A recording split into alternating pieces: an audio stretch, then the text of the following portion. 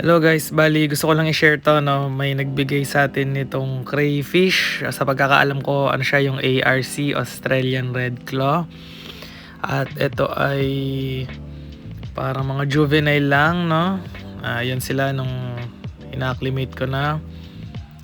Bali drip acclimation yung ginawa ko dito. At maraming salamat nga pala no kay Sir Paul Raymond Vergara. Bali binigyan lang tayo nito. Bali trio daw to, 1 male at 2 female at first time ko mag-aalaga nito kaya sana mabuhay natin o mapadami man lang.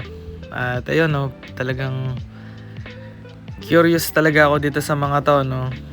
Wala talaga akong idea kaya sa ngayon research lang. At ayun, yan lang naman sila no.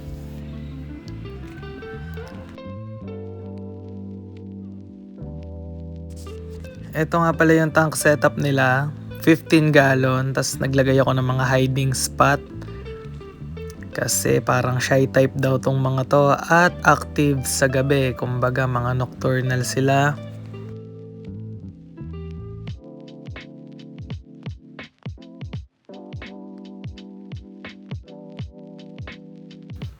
Ayan o, parang lagi silang nakatago eh.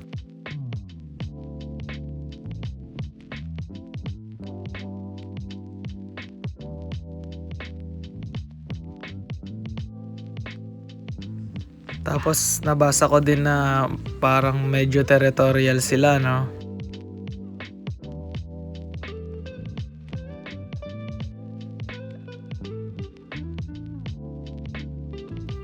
Sa size naman, estimate ko lang ay 3 to 4 inches sila.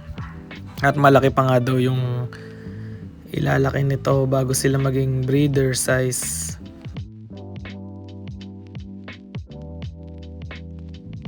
Pero mas gusto ko na yon no, yung tipong sa akin na sila lalaki. Kasi kumbaga mas matututunan ko kung paano mag-alaga ng crayfish. At ayun lang po, sana maging okay tong crayfish breeding natin. At sa susunod na video po ulit, thank you sa mga nanood. Stay safe po sa lahat at God bless.